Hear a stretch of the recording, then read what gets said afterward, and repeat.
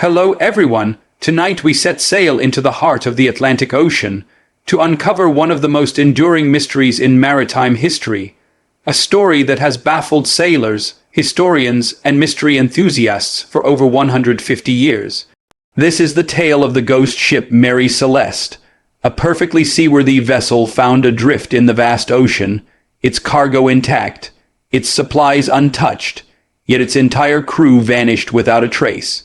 It was December 5th, 1872, when the British brigantine de Grace spotted a ship drifting about 400 miles east of the Azores Islands.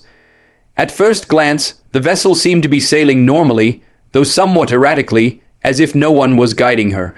Captain David Morehouse of the day, Grace peered through his spyglass and recognized the drifting ship as the Mary Celeste, a vessel that had set sail from New York just a month earlier, captained by his friend Benjamin Briggs. Morehouse knew that Briggs was an experienced and careful captain, unlikely to allow his vessel to wander aimlessly. Something was wrong. When the crew of the de Grace boarded the Mary Celeste, they were greeted with a chilling sight. The ship was in good condition, its sails partially set, its cargo of 1,701 barrels of industrial alcohol nearly untouched, and a 6-month supply of food and water still aboard. There were no signs of struggle, no damage suggesting an attack, and no trace of the captain, his wife and daughter, or the 7 crew members. The lifeboat was missing, but the mystery was why they had abandoned the ship in the first place. The Mary Celeste was seaworthy with no reason to leave her behind. The scene was eerie. Half-eaten meals sat on the table, personal belongings were left untouched, and the ship's log gave no indication of disaster. The last entry, dated 10 days earlier, described routine sailing conditions, with nothing to suggest fear, mutiny, or catastrophe. It was as if the crew had simply vanished into thin air. Speculation ran wild. Some suggested piracy, yet there was no evidence of theft or violence. Others thought of mutiny, but again, nothing suggested conflict among the crew. Natural disasters were also proposed. Perhaps a sudden waterspout or underwater earthquake had frightened the crew into abandoning ship. Yet these ideas could not explain why trained sailors would leave a perfectly sound vessel for the dangers of an open lifeboat. Theories grew stranger with time. One possibility was that fumes from the alcohol barrels leaked, leading Captain Briggs to fear an imminent explosion. In panic, he may have ordered the crew into the lifeboat temporarily, only to be lost at sea when a rope tether snapped. Yet investigators who examined the cargo later found that only 9 barrels were empty, and there was no evidence of fire or damage. Another theory involved seaquakes or rogue waves, powerful forces of nature capable of terrifying even seasoned sailors. If the Mary Celeste had been struck by a sudden wave or tremor, the crew might have believed the ship was sinking and abandoned her in haste. But again, the vessel showed no signs of damage and its cargo remained intact. Some claimed supernatural forces were at play. Sailors of the time whispered of the Bermuda Triangle and cursed ships, imagining that ghosts or sea monsters had dragged the crew away. Spiritualists argued that the Mary Celeste was a phantom vessel, cursed to sail without its crew. While these ideas made for chilling stories, they did little to satisfy rational inquiry. The ship itself had a troubled history even before the disappearance. Built in Nova Scotia in 1861 and originally named Amazon, it had already seen misfortune. Its first captain died suddenly during its maiden voyage, and the ship had suffered multiple accidents at sea before being sold and renamed Mary Celeste. Some superstitious sailors believed the vessel was cursed from the beginning, destined for tragedy.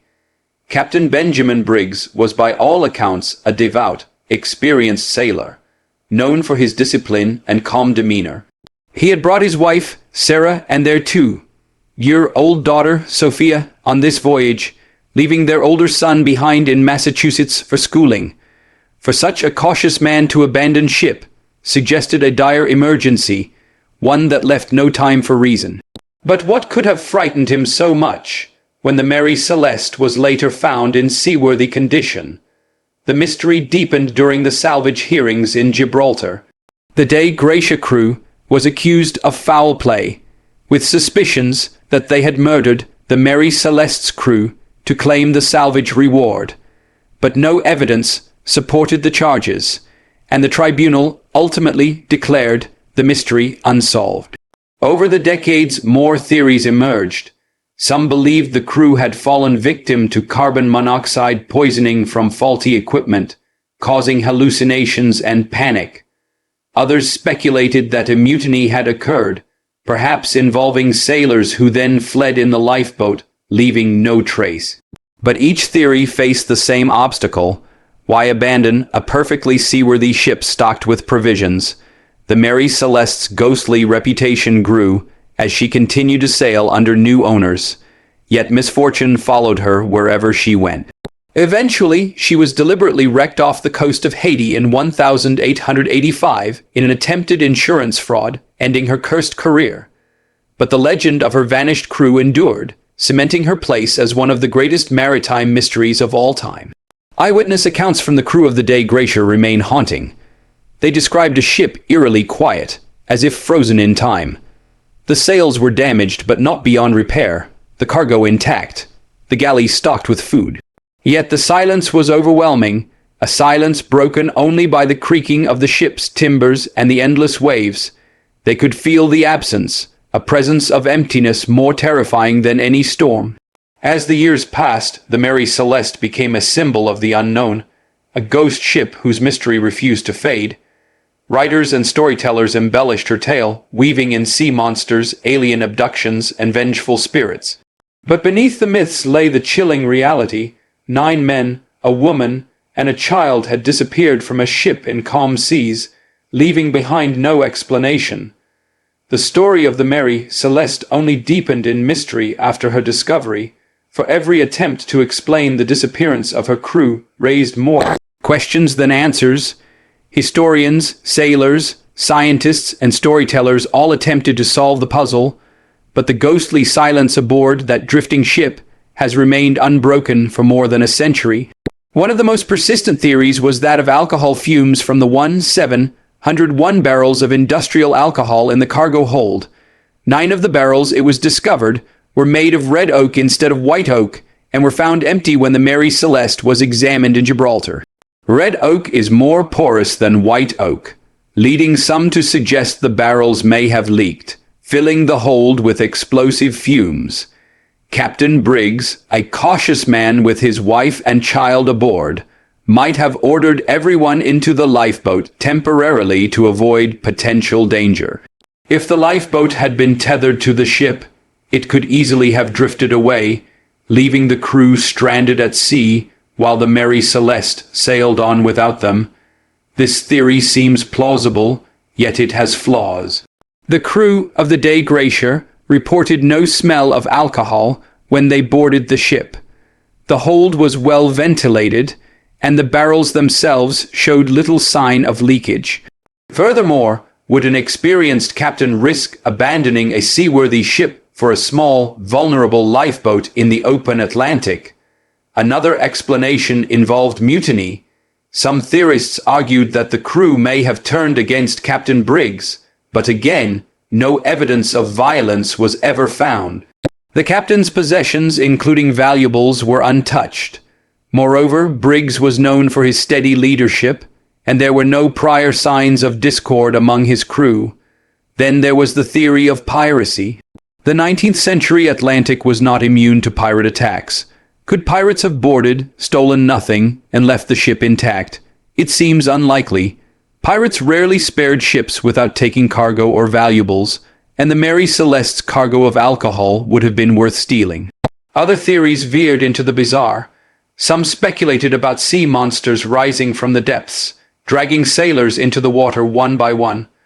Others suggested alien abduction, pointing to the eerie silence and sudden disappearance as evidence of forces beyond Earth. Still, such ideas remain in the realm of imagination. Yet the mystery endured because of one fact: the ship was sound. The Mary Celeste was not sinking, not damaged, and carried more than enough supplies. For a captain as experienced as Briggs to abandon her with his family on board suggested something sudden, terrifying, and beyond reason. The tribunal in Gibraltar only fueled speculation. Initially, suspicions fell on the crew of the Dei Gratia, who stood to gain a salvage reward for bringing the ship to port. Prosecutors hinted at the possibility of murder and theft, but the condition of the Mary Celeste did not support such accusations. Ultimately, the crew was awarded salvage, but the sum was much smaller than expected, as the court expressed unease about the unexplained circumstances. The curse of the Mary Celeste seemed to grow as the years passed.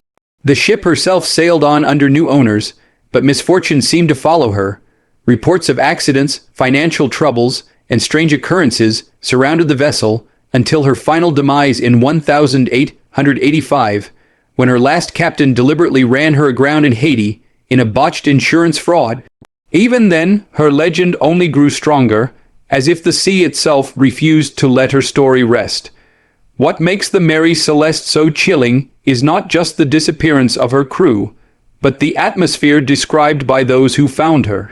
Imagine stepping aboard a ship in the middle of the ocean, the sails flapping, ropes creaking, food still in the galley, water barrels full, the captain's log neatly updated just days before, and yet the crew, every single soul, gone.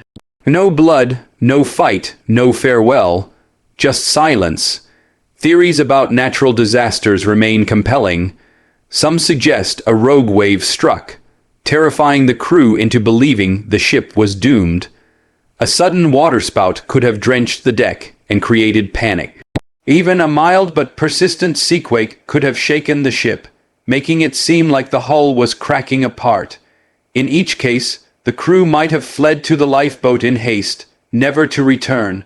But again, the Mary Celeste remained afloat, calm and intact when found. Some modern researchers proposed a more subtle cause, carbon monoxide poisoning. If the ship's stove or equipment malfunctioned, toxic fumes could have spread below deck, causing confusion, hallucinations, or even unconsciousness. Briggs and his crew, fearing for their lives, might have abandoned ship in a desperate bid to survive.